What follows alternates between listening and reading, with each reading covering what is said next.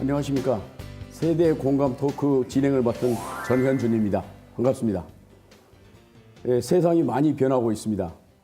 깜짝깜짝 놀랄 정도로 변하고 있습니다. 특히 한반도 정세, 통일 정세가 너무 급변하기 때문에 우리 국민들이 따라가기가 힘들 정도가 아닌가 그렇게 생각이 됩니다. 지난 9월 달에 대통령 직속 자문기구인 민주평화통일자문회의에서 여론조사를 실시를 했습니다. 우리 성인 남녀 1000명을 대상으로 여론조사를 했는데요. 앞으로 남북관계가 어떻게 될 것이냐 하고 우리 국민들께 여쭤봤거든요. 근데 75.3%가 잘 될 것이다. 그런 응답을 했습니다. 그래서 기대가 매우 큰 거죠. 75%면 굉장히 높은 겁니다. 근데 이제 좀 상대적으로 우리 북한에 대해서는 어떻게 생각하시냐 이렇게 이제 질문을 드렸더니 58.7%가 협력 대상이고 같이 지내야 할 대상이다. 그렇게 대답을 했어요. 그러니까 북한에 대해서는 조금 인식이 좋지 않다 그렇게 볼 수도 있는 거죠. 근데 이제 여기에도 물론 세대 간의 차이도 있는 것이고 어떤 지역이라든가 또는 어느 정도 소득이 있냐에 따라서 여러 가지 이제 그 반응이 다릅니다만은 오늘 주로 이제 우리들이 토론해야 될 내용은 세대 간의 그런 차이가 있다고 한다면 그런 갈등이랄까요? 차이를 어떻게 극복할 것인가 이런 것들이 주요한 주제가 될 것 같습니다. 오늘 얘기를 함께 나눠주실 선생님들을 소개해 드리겠습니다. 우선 이화여대 북한학과의 박현선 교수님을 소개해 드리겠습니다. 안녕하세요. 네, 다음으로는 경기대 북한학과 강명도 교수님을 소개해 드리겠습니다. 안녕하세요. 경기대학교 강명도 교수입니다. 네, 이제 소개할 분들은 통일에 대해서 누구보다도 그 염원이 큰 분들을 소개해 드리겠습니다. 우선 이산가족이신 이수남 선생님을 소개해 드리겠습니다. 북한의 큰형님이 계신 이산가족 이수남입니다. 네. 그다음에 이제 윗동네, 북한을 보통 우리는 윗동네라고 합니다만은 윗동네에서 오신 박세영 선생님을 소개해 드리겠습니다. 네, 안녕하세요. 북한의 15살 아들을 두고 온 박세영입니다. 예, 다음으로는 우리 청년을 대표한다고 볼 수 있겠습니다만은 대학생 한 분과 고등학생 한 분을 소개해 드리겠습니다. 지난 9월 달에 중앙선거방송토론위원회에서 주최를 해가지고 2018 대한민국 열린 토론대회를 개최를 했는데 여기서 고등학생 부분, 대학생 부분에 걸쳐서 최우수상을 받으신 두 분입니다. 먼저 고교 부분 우승자 이재성 군을 소개해 드리겠습니다. 네, 안녕하세요. 고등학생 부문 우승자 이재성입니다. 네, 다음으로 대학생 부분이죠. 서윤덕 군을 소개해 드리겠습니다. 네, 안녕하세요. 대학생 부문 우승자 서윤덕입니다. 아주 두 분이 잘생기셨죠. 우리 차세대 주자로 생각해도 틀림이 없을 것 같습니다. 어떻든 그동안에 남북한 간에는 3번의 정상회담이 있었고 북미 간에는 1번의 정상회담이 있었습니다.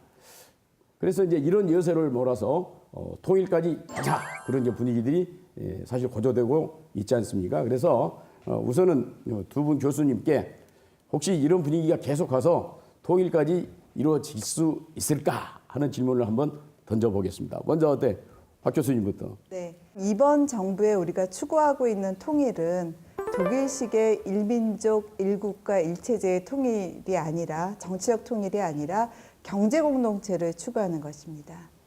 그래서 하나의 시장이 돼서 평화체제로 사실 금방 말씀하신 전쟁의 위험이 없이 평화로운 체제 속에서 사람과 물자가 자유롭게 오고 갈 수 있다면 그것이 우리가 원하는 우리가 더 필요로 하는 통일이 아닐까 하는 그런 부분입니다. 그런데 여기서 말하는 평화체제라고 하는 것은 지금 한 2020년쯤이면 가능할 것이다라고 하는 그런 예측을 하고 있습니다. 그리고 살아보면서 오고 가면서 어느 정도 이제는 같이 살아도 된다는 시기가 오면 그때 정치 통합을 하자는 거죠. 그런 의미에서 통일은 올 거라고 생각을 합니다. 네. 근데 과연 북한 주민들, 우리 북한 동포들은 이 통일 문제에 대해서 어떻게 생각하고 있을까 좀 궁금하지 않습니까? 그래서 북한에서 역시 우리 강명도 교수님께서도 북한에서 평양에서 사시다 오셨기 때문에 북한 사정을 너무 잘 아시거든요. 그래서 한번 강 교수님을 통해서 북한 주민들은 통일에 대해서 어떻게 생각할까 한번 여쭤보겠습니다. 예, 상당히 그 어려운 질문입니다, 사실은. 우리가 통일이라고 하는 것, 북한에서 조국 통일이라고 하는 것은 과연 북한 사람들도, 북한 인민들도 우리가 이야기하듯이 뭐 이자 그런 개념의 통일일까, 아니면 개념적인 통일일까, 국가 통일을 의미할까, 이걸 이제 우리가 분명히 짚고 넘어가야 되는데, 두 가지로 북한에서 말하는 통일은 우리가 말하는 자유민주주의 체제 하에서의 통일, 또 북한에서 말하는 공산주의, 사회주의 하에서의 통일을 개념을 벗어났다고 저는 봅니다. 지금은 왜 우리 문재인 대통령이 그 대통령 수락연설에서 뭐라고 말씀하셨냐면 인위적인 흡수 통일을 하지 않겠다고 했어요. 그러니까 이게 무슨 말씀이냐? 인위적인 흡수 통일은 강제적으로 뭐 무력에 의한 뭐 북한을 뭐 접수한다든지 아니면 북한을 붕괴뜨려 가지고 우리가 북한을 접수하든지 하는 이런 인위적인 통일을 하지 않겠다고 했거든요. 그러니까 우리는 서로 70년 동안 갈라져 있던 남북 상황의 이질감부터 해소하는 문제부터 서로 노력하고 이제 우리 박 교수님이 말씀했던 것처럼 실질적인 통일, 남과 북이 교류와 협력을 통해서 한반도의 평화, 공존과 상생을 통한 이러한 신뢰부터 회복하면서 점진적으로 통일을 이루어가는 것이 낫겠다. 그러면 얼마나 걸리겠냐? 저는 여러분들이 정확히 봤다고 생각해요. 이제 여론조사에 나왔는데 한 20년 정도면 우리는 그때는 서로 공감된 통일, 완전한 체제 통합이나 흡수 통일이 아닌 공감된 통일을 이루어가지 않을까. 제 의견은 이렇습니다. 네. 그래서 사실 우리 정부에서 추구하는 것이 당장 통일하자는 건 아닙니다. 평화를 유지하면서 평화를 유지하기 위해서는 남북 교류 협력이 돼야 되는 것이고 북한도 어느 정도 잘 먹고 잘 살아야만이 적화 통일을 하겠다는 생각이 없어질 거 아니냐. 그래서 교류 협력을 상당히 중요시하고 있습니다. 그래서 아까 박현성 교수님이 얘기한 것은 교류 협력이 좀 활성화되는 게 한 3년 정도 내에 되지 않을까 그런 식으로 이제 얘기를 하셨었어요. 이재성 군과 서윤덕 군에게 질문하기 전에 제가 노래는 잘 못하지만 잠깐 한 구절만 노래를 하겠습니다. 우리의 소원은 통일, 꿈에도 소원은 통일. 들어보셨어요? 잘하시는데요. 너무 좋아요. 정말 잘하시는데요. 예. 아니 들어보셨다고 또 그러니까 그러는데 어쨌든 우리 젊은 세대들의 생각이 정말 듣고 싶고 또 중요하거든요. 저 같은 경우에는 그 아까 교수님께서 불러주셨듯이 통일 교육 시간 같은 경우에 우리의 소원은 통일 이 노래를 되게 많이 들어봤어요. 그런데 아직 학생들 사이에서도 뭐 어떤 친구는 노랫말 좋다 이렇게 통일이 되면 참 좋겠다는 친구들도 있고 어떤 친구들은 왜 꿈에도 소원이 통일이고 결에 살리는 게 왜 통일이냐라고 생각하는 친구들도 있거든요. 그래서 그렇지만 요즘 청소년들이나 학생들은 이제 통일에 대한 인식이 점점 좋아지고 있기 때문에 머지않아서 저희가 주축이 되어서 통일을 이룰 수 있다면 그것이 정말 바람직하지 않을까라는 생각을 가지고 있습니다. 어유 통일에 대한 관심 많아지고 있어요? 네. 좋습니다. 우리 대학생은 어떻게 네, 이제 저는 노래 제목은 알고 있지만 구체적인 내용은 모르고 있습니다. 근데 조금 첨언을 해보자면 이 노래가 1988년 3월 20일에 나왔다고 해요. 약 지금으로부터 30년 전인데요. 그런데도 여전히 우리의 소원인 통일은 이루어지지 않았잖아요. 저는 그 이유가 정권이 바뀌면서 계속 남북관계가 운명을 달리하기 때문이라고 생각을 했어요.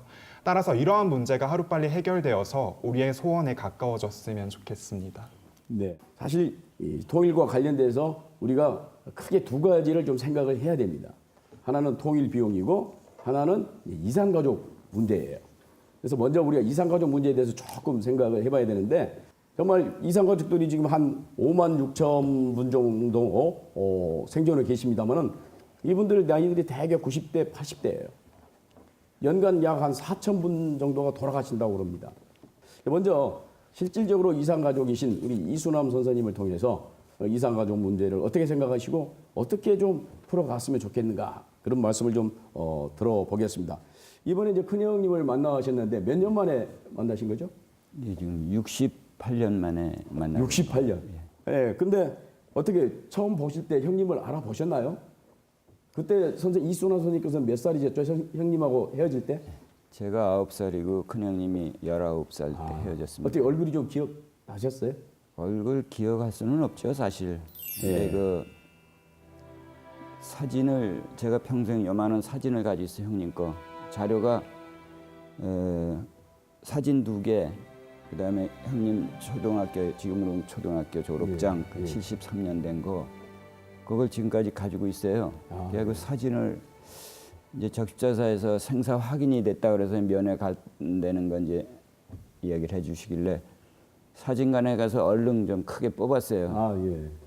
조금 크니까 크게 해달라니까 크면 화질이 나빠지니까 희미하게 보이니까. 예, 알아서 해달라니까 한 명한 판만 이렇게 뽑아주시더라고요. 예. 그걸 좀 보니까 이 형태만 조금 이제 익힌 거죠. 뭐 다 네. 변한 건 저도 변하고 뭐 다 그렇죠. 마찬가지니까요. 그래서 갔는데 이제 면회 장소가 제가 이제 58번이에요.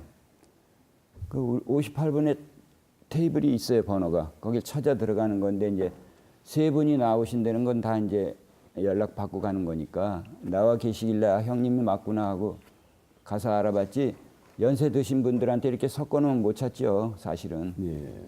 그때 이순환 선생님께서 형님들을 만나고 찍은 VCR이 있습니다.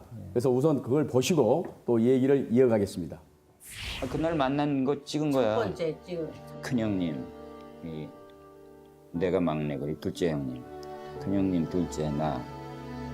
이렇게 앉아 있는 거예요. 그럼 우리가 들어가서 번호 찾아 들어가면 맞는데 여기 3분이 앉아 있더라, 이렇게. 새벽에 우리 애들이니까 늦게 일어나잖아요. 근데 정한술 떠놓고 이 장독대에서 이 비시국 절 수십 번씩 하시는 걸 봤는데 그래가지고 나 죽으면 이 다음에 한강에 뿌려달라, 한강에 뿌려달라 우리 어머니가 늘상 그러셨어요. 그래서 영혼의 세계에서나마 자유롭게 자기는 헐헐 날아다니면서 큰아들을 보겠다는 그런 의미죠. 이게 이제 우리 환송시키는 거예요.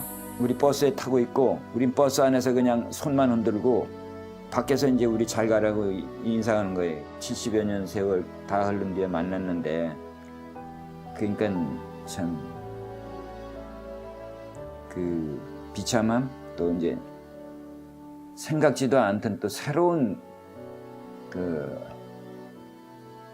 고통이죠, 가족들로는. 네. 자, 그럼 이제 그 이산 가족이신 이순환 선생님은 형님 만나신 이후로 또 돌아오셔가지고 이렇게 가만히 생각을 하시니까 우리는 그러면 이렇게 되면 언제쯤 통일이 될까 하는 그런 생각 혹시 해보셨어요? 통일 문제에 대해서?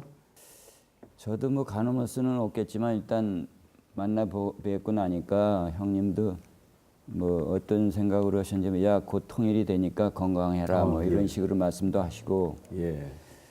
그래서 뭐 하여튼 어떻게 되든 저는 통일이 돼야 된다고 생각하는 사람 중에 하나고요. 경제적으로 뭐 우리가 좀 어렵고 그렇더라도 예, 그렇게 생각합니다. 예, 알겠습니다. 형님께서 그렇게 또 얘기를 하셨다니까, 이제 통일돼서 만나자. 예, 그렇게 이제 얘기를 하셨다니까, 어떻든 건강해서 오래오래 사셔서 꼭 통일을 볼 수 있었으면 좋겠습니다. 박 교수님, 계속 이런 식으로 돼야 되는 겁니까? 뭔가 좀 해결책이 좀 없을까요? 일단 이산가족 문제가 어떤 문제인가를 좀 봐야 됩니다. 사실 이산가족 문제를 간절히 원하는 거는 우리 측이고요. 북측은 그것을 받아주는 입장입니다. 그랬기 때문에 남북관계가 안 좋을 때는 이산가족 상봉이 잘 안 이루어졌습니다. 85년에 고향 방문을 시작해서 지난 8월에 21차 당국자 간 이산가족 상봉 행사가 있었는데요. 33년간 21차례밖에 없었습니다. 1년에 한 번도 못한 거예요. 지금은 한 번에 100명씩밖에는 상봉을 하지 않습니다. 남측에서 의뢰한 100가족, 북측에서 의뢰한 100가족인데요. 이렇게 닿으면 70년이 돼도 만날 수 없습니다. 다 돌아가시는 거죠. 이 문제는 여러분들이, 국민 여러분들, 특히 젊은 세대가 지지하고 응원하는 것이 가장 필요하다고 생각합니다. 저는 이번에 이산가족 상봉을 제가 봤거든요. 보면서 정말 많은 눈물을 흘렸어요. 혼자서 집에서 저도 가족이 이제 평양에 다 지금 계시고 한데 과연 통일이 돼도 우리가 가서 우리가 설 자리가 있을까? 막 그게 안타깝고 빨리 통일이 돼서 우리도 자유래양 돼서 아빠 엄마 만날 수 있는 그런 날이 왔으면 좋겠다. 막 정말 안타까웠어요. 그거 정말 많이 이런 거를 해가지고 자주 막 이제 얼마 뭐 남지 않으셨잖아요. 다 나이 드신 분들이니까 그래서 더 자주 해서 그런 이산가족 상봉을 더 많이 만들어줬으면 좋겠습니다. 이게 왜 이렇게 되냐면 이제 우리 박 교수님도 말씀했지만 이 정치적인 행사로 인식을 하게 됩니다. 우리는 한국 쪽에서는 정말 인도적인 차원에서 하루빨리라도 찾아야 된다. 뭐 그건 진보 정권이나 보수 정권 마찬가지인데 북한에서는 정치적 행사로밖에 인정할 수, 느낄 수밖에 없는 것이 왜 그러냐면 북한은 실익이 없어요. 도저히 이거 아무리 해봐야 손해만 난다고 생각합니다. 자기네가. 예. 여러분 한번 보십시오. 우리 이제 이순남 선생님이 형님을 만나고 왔는데 형님이 뭐 얼마나 잘 사는지는 모르겠지만 그 준비하고 거기까지 나오려면 자기 돈 들어가서는 못합니다. 누가 해주냐? 국가에서 다 해줘요. 그 옷으로부터 가방으로부터 먹는 거로부터 한 사람당 들어갈 때 약 한 1,000불 내지 2,000불 들어갈 것 같습니다. 제가 달러로 계산하게 된다면. 그럼 100명이면 2만 불이면 북한에서 큰 돈이거든요, 사실은. 그거를 어떻게 계속, 자, 100명일 때 2만 불이면 여러분들이 간단히 생각하면 1,000명이면 20만 불이 되고, 뭐야, 10,000명이 엄청난 돈이 들어가기 때문에 이걸 계속 할 수가 없어요. 원래 우리 독일이 동독과 서독이 통일되기 전에 동독에 있는 정치범 수용소들 한 사람당 2만 불 주고 석방시켰다는 거 아니겠습니까? 차라리 그러면 우린 인도적인 차원에서 이 문제를 접근해서 북한에서 할 수 있게끔 환경과 조건을 마련해 주면 북한이 여기에 호응할 수도 있다. 두 번째는 간단한 방법이 하나 있습니다. 관광입니다, 관광. 북한을 자유롭게 남북교류 협력이 잘 돼가지고 우리가 요건을 가지고 북한, 뭐 중국에 가듯이 북한을 가게 되면 이분들이 뭐 얼마든지 가서 자기 고향도 방문할 수 있고 할 수가 있잖아요. 이런 여건과 환경을 만들어주는 것이 이산가족 찾기 운동해가지고 이렇게 금강산에서 만나는 것보다 자유롭게 요건을 가지고 오가게 되는 환경을 만들어준다면 아까 그 실질적인 통일이라고 하지 않았습니까? 그러니까 이순남 선생한테 제가 말씀드린 게 3년만 기다려봅시다. 이제 우리 박 교수님이 3년이면 이렇게 자유롭게 오갈 수 있는 날이 온다고 했는데 그러면 뭐 가고 싶을 때 갈 거 아니에요. 요건 가지고 예. 돈 가지고 관광으로 갈 수가 있지 않겠습니까? 네. 우리가 그런 날을 기대해 보면서 이것은 이제 우리 여기서 토론하듯이 국민들의 의식이 어느 정도 달라지는가에 따라서 이런 날이 빨리 오고 늦게 온다고 저는 생각합니다. 네. 근데 우리 국민들 머릿속에는 통일 비용이 많이 들어간다. 돈이 많이 들어간다. 그런 생각만 가득 차 있지. 통일을 함으로써 많은 이익을 본다. 이득이 많다. 그런 것에 대해서는 잘 생각이 없는 것 같아요. 통일 비용이라고 하는 것은 역시 이제 뭐 위기 관리 비용이다, 투자 비용이다, 통합 비용이다, 뭐 여러 가지로 설명을 할 수 있는데요. 물론 초기 비용은 좀 들어가지 않을까 생각이 드는데 대충 얼마나 들어갈까요, 박 교수님? 실제로 가장 최근 자료가 2018년 9월 12일에 나온 자료인데요. 국제투자은행인 그 뱅크 오브 아메리카에서는 한반도 통일 비용을 최소 500조에서 사실은 3,400조까지 사실은 추산을 했습니다. 근데 여러분들 이 금액 잘 안 와 닿으실까 많구나라고 하는 생각을 하실 텐데요. 통일 비용을 말할 때는 그 금액에 집중하지 마시고 그 금액이 무엇을 사실은 포함했는가를 좀 봐야 됩니다. 최근에 그 한국광물자원공사에서 미국 지질조사소에다 의뢰한 바에 의하면은 한 3,200조 정도 지하자원이 있다고 나오는데요. 또 다른 조사에 의하면은요, 북한에 있는 지하자원을 1경이라고 봅니다. 남북한의 지금 1인당 국민 소득이 약 22배 차이가 나요. 근데 북한이 갖고 있는 지하자원은 우리의 21배입니다. 1경이라고 쳤을 때.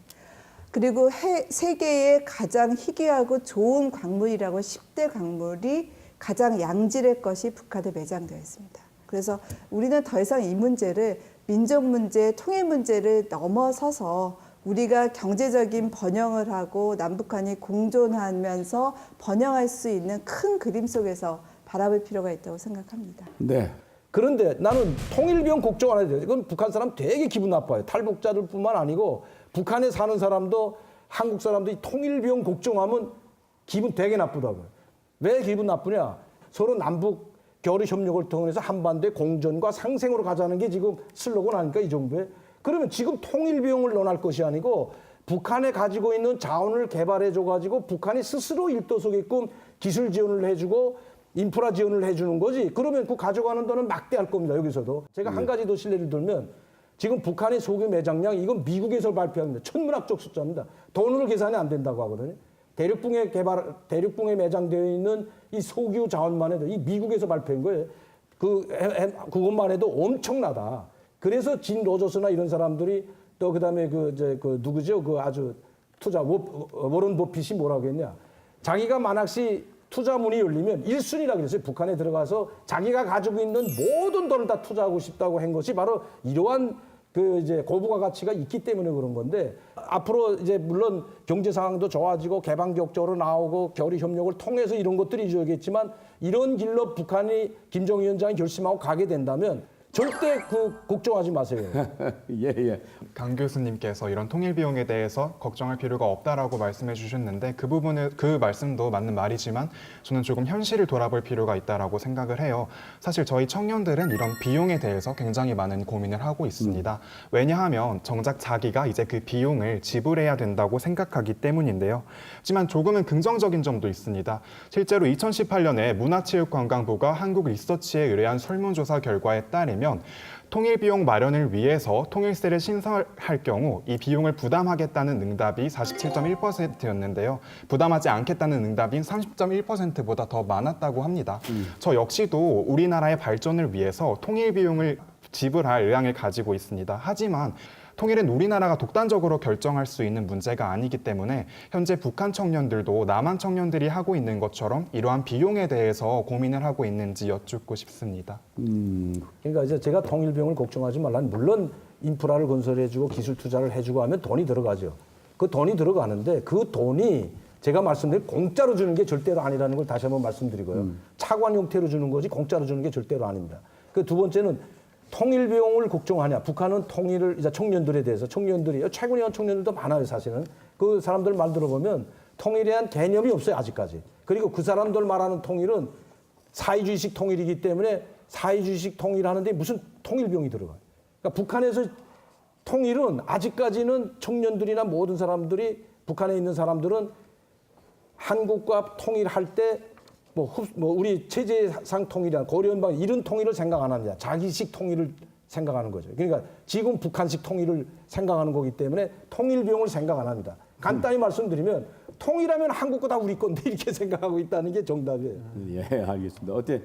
이재석 군도 좀 궁금한 점이 있을 것 같은데? 네, 아까 제일 처음에 박 교수님께서 하나의 시장이 건설이 되고 또 사람과 물자가 교환을 하면서 우리나라가 경제적으로도 이익을 볼 수 있다고 말씀을 해주셨는데요. 그런데 하나의 시장이 되어서 우리나라가 북한의 원자재를 이용하고 또 우리나라의 인프라를 제공하려면 어느 정도 체제가 지금의 차이를 보여서는 안 된다고 생각하거든요. 그러면은 우리나라는 지금 자본주의를 채택하고 있고 북한은 현재 공산주의 사회주의를 채택하고 있는데 이 체제를 유지하고서 하나의 시장을 과연 설립할 수 있을지 질문드리고 싶습니다.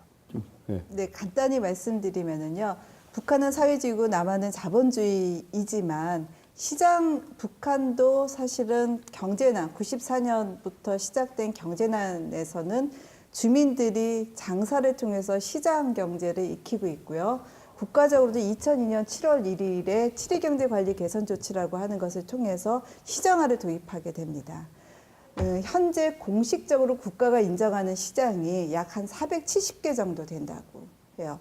인구의 5%가 시장에서 장사를 하는 사람이고 한 4인 가족으로 치면 전체 인구의 한 5분의 1 정도는 시장에서 돈을 벌고 사는 사람이라는 거죠. 우리가 생각할 때 북한은 계획경제라고 하지만 이미 시장화가 되어 있기 때문에 같이 경제 공동체를 이루는 데는 아무 문제가 없습니다. 그리고 북한이 개방화를 어느 정도로 했냐면은 27개의 특구, 외국 자본이 들어오면은 세제 혜택을 주고 여러 가지 혜택을 주는 그런 특구 개발구라고 하는데요. 그 27개를 갖고 있는데 김정은 체제의 24개를 발표를 했습니다. 그런데 이런 것들을 통해서 말뿐이 아니라 외국 자본 들어오고 해서 경제를 발전시키겠다라고 하는 거고, 그중에서 가장 중요한 게 경제 공동체를 이루는 건데요. 그것은 북측에도 도움이 되지만 사실 우리가 더 많은 도움이 되는 겁니다. 네, 좋은 말씀 감사드립니다. 우선 이제 방청객에서도 좀 의문이 있을 것 같은데요. 어떤 분이 좀 질문해 주실랍니까? 예. 안녕하세요. 저는 서강대학교 커뮤니케이션학부에 다니고 있는 김상우라고 합니다. 저는 통일 비용에 관련해서 궁금한 점이 하나 있는데요. 네. 통일 비용을 낮추려면 북한의 경제 자립도가 높아지면 높아질수록 상황이 좀 더 나아질 거라고 생각하는데 이런 어떤 방법이 있는지 궁금합니다. 북한이 생각하고 있는 건 뭐냐면 우리가 마중물이라고 하죠. 처음 경제가 발전하려면 뭔가 돈이 있고 종잣돈이 있어야 되는데 지금은 외국 투자가 쉽지 않기 때문에 이것을 관광을 통해서 시드머니를 만들어서 경제 발전하는데 투자하자고 하는 그런 목표입니다. 한 가지만 더 말씀을 드리면 아까 경제개발구 특구 말씀드렸는데 27번째 특구가 대동강 남쪽 지역에 경제개발구를 만들었어요. 그동안의 경제개발구 특구라고 하는 것은 접경 지역이라든지 사실 국경 지역 해안선을 중심으로 있었는데 가장 혁명의 수도라고 하는 중심부에 특구를 만들었다는 건 뭐냐면 그만큼 북한은 발전하고자 하는 의지가 강하다고 할 수 있고요. 그래서 북한이 이렇게 경제적으로 발전하게 되면 우리가 통일 비용은 상당히 줄일 수 있고 어떻게 보면 우리가 발전하면서 통일할 수 있는 그런 기회가 될 수 있습니다. 그렇죠. 그러니까 우리가 가난한 사람을 도와줄 때 10,000원이 든다고 한다면 좀 잘 사는 사람을 도와줄 때는 한 1,000원이면 되지 않겠습니까? 그래서 북한이 좀 잘 살게 되면은 통일 비용도 그만큼 줄어들지 않을까 그렇게 생각을 합니다. 남북한 관계에 있어서도 그런 이제 문화적인 역할, 문화가 큰 역할을 할 수 있을 것 같은데 그 중에서도 역시 뭐 영화라든가 예술이라든가 노래라든가 그런 것들이 굉장히 중요할 것 같은데 이번에 아시다시피 정상회담 때 이번 평양 정상회담 때 그 가수 래퍼 지코가 갔었지 않습니까? 근데 이제 어때요? 우리 특히 청소년들 이재성 씨나 이런 분들은 이번에 지코 가서 이제 평양에서 공연하고 그랬었는데 사실 저는 개인적으로는 잘 이해하기 힘들어요.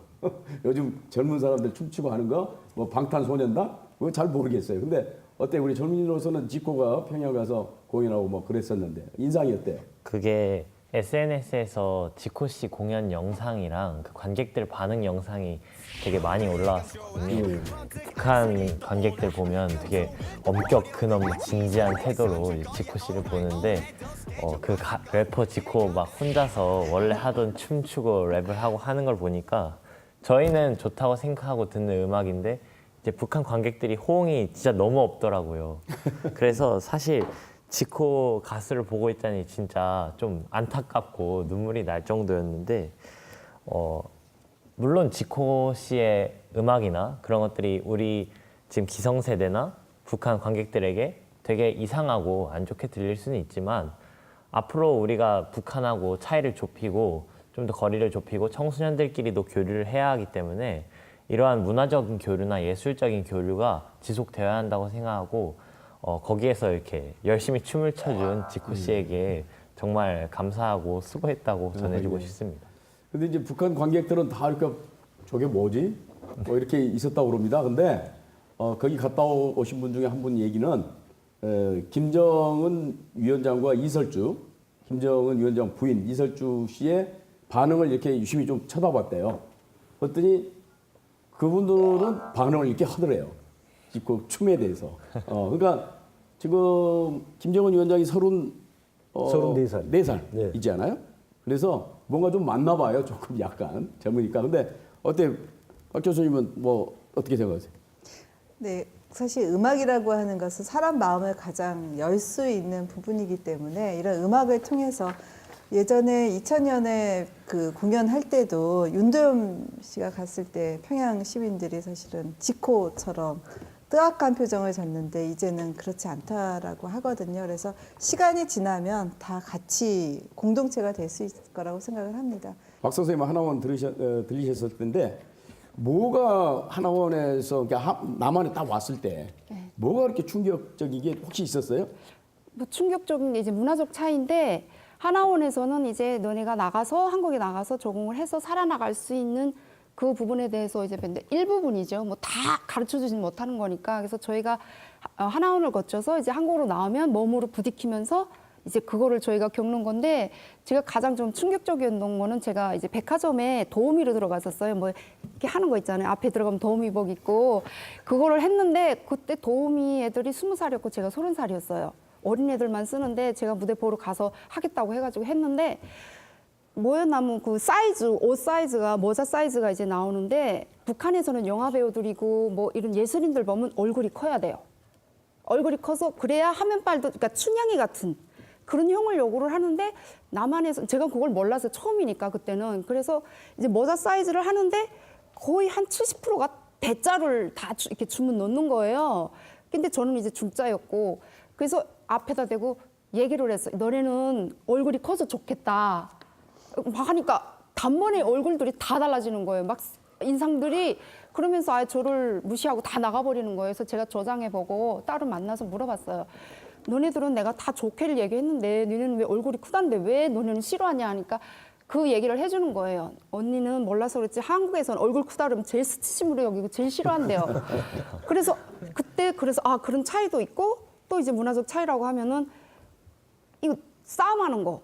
여기서 한국에서는 하나원에서 배우기를 저 충격이온 게 한국에서는 맞은 자는 발편잠을 자고 때린 사람은 뭐 잠을 못 자고 그렇게 된대요. 그리고 뭐 돈도 뭐 이런 뭐 손해배상해서 뭐 돈도 물어야 되고 북한에서는 무조건 때려서 이기는 자가 승리자인 거예요. 그냥 맞은 사람만 아픈 거지 때린 사람은 발편잠을 자는 그게 다른 거예요. 저도 학교 때 운동하면서 많이 때려는 봤는데 그래서 야 이것 자체를 완전히 고쳐야 되겠구나 이런 문화적 차이들이 엄청 많더라고요. 그래서 이제 통일돼도 그런 부분들을 여러분들이 잘 품어서 안아주면서 가르쳐주고 이렇게 되면은 예, 앞으로 통일도 더 빨리 잘 될 것 같습니다.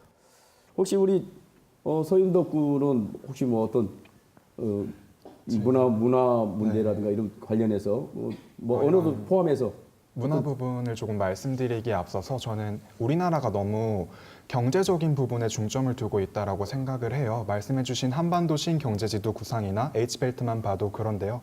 하지만 사람의 통일이 무엇보다도 중요하다고 생각합니다. 아무리 통일이 되어도 사람의 통일을 이루지 못한다면 그 통일은 아무런 의미가 없기 때문인데요. 이 사람의 통일의 핵심이 되는 것이 저는 바로 언어 분야라고 생각합니다.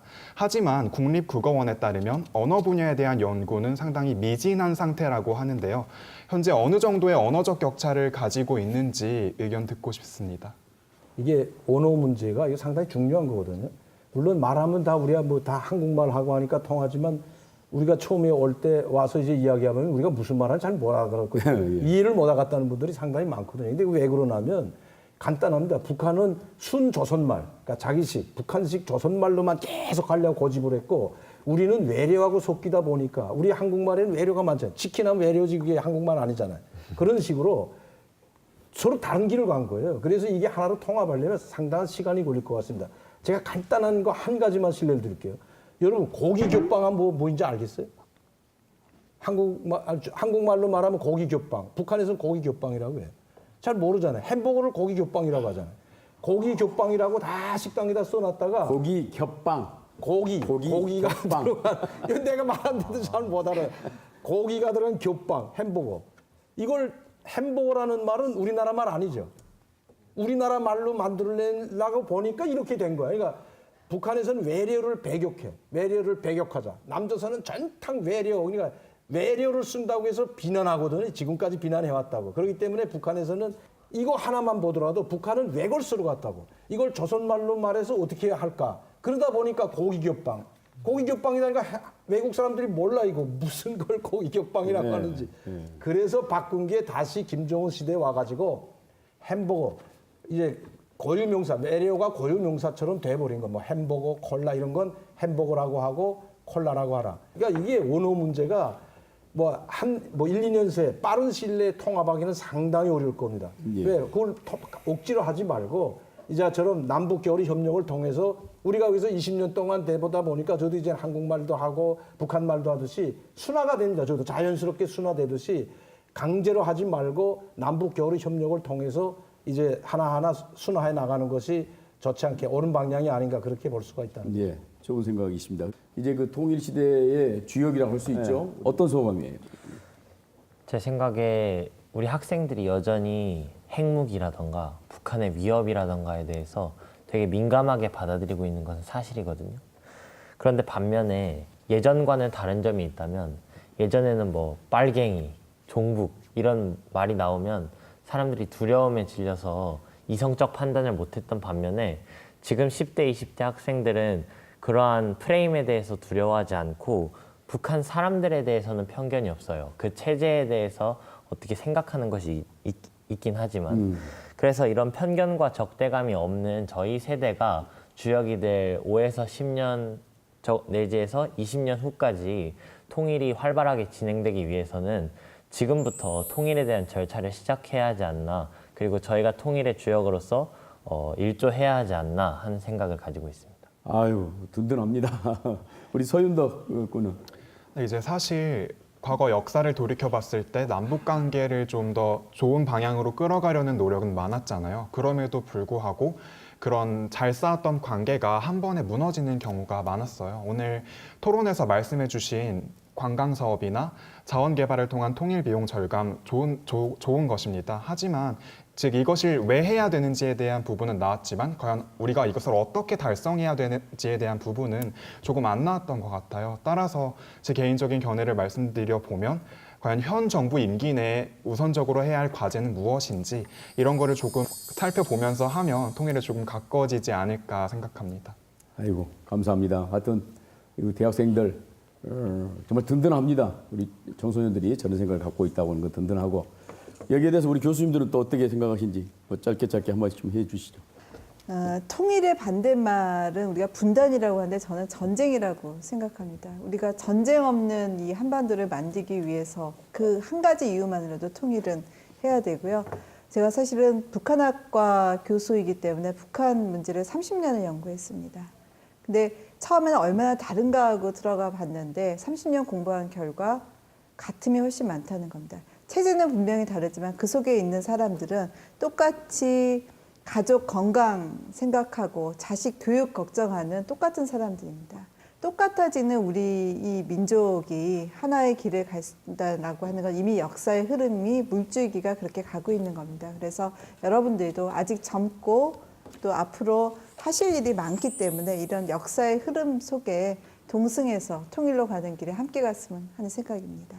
네, 감사합니다. 우리 강병도 교수님도 감회가 남다를 것 같은데. 네, 지금 우리 고등학교 학생과 우리 대학생 두 분의 이야기를 들으면서 상당히 충격을 받았어요. 저렇게 전문가 못지 않아요, 사실은. 전문가보다 더 전문가 같아요, 제가 보니까. 정확히 뭐가 문제점이고 뭐가 잘못되고 뭐가 문제점인지를 짚는 걸 보고 우리 통일에 대한 희망, 미래가 있다는 걸 다시 한번 말씀드리고 감사드리면서, 그리고 가장 중요한 거는 상대방의 북도 그렇고 남도 그렇고 신뢰가 우선입니다. 믿음과 신뢰가 없이는 오래 갈 수가 없기 때문에 다시 말씀드리지만 남과 북이 서로 믿음과 신뢰를 쌓기 위해서는 약속을 지키는 것이 무엇보다 중요합니다. 저는 이게 가장 중요하다고 보거든요. 그래서 서로 북한도 약속을 지키고 한국도 약속을 지키는 것이 가장 중요하다. 이것으로부터 신뢰와 믿음이 생길 수가 있다. 저는 그렇게 봅니다. 예, 올해로 독일 통일이 28년이 됐습니다. 그래서 10월 3일이 독일 통일 날인데 독일의 메르켈 총리가 연설을 했어요. 그러면서 뭐라고 그랬냐면은 독일 통일은 아직 완성되지 않았다. 그런 얘기를 했습니다. 독일 통일은 28년이 지났는데도 아직 안 됐대요.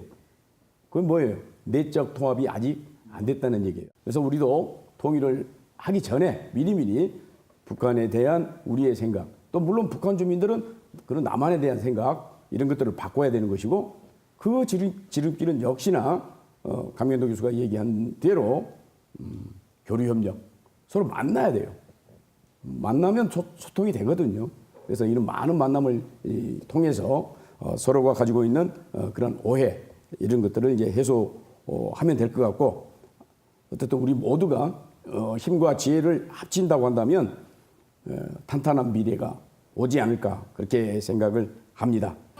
예, 오늘 함께 해주신 우리 광채영 여러분 고맙고, 시청자 여러분께 감사를 드립니다. 감사합니다.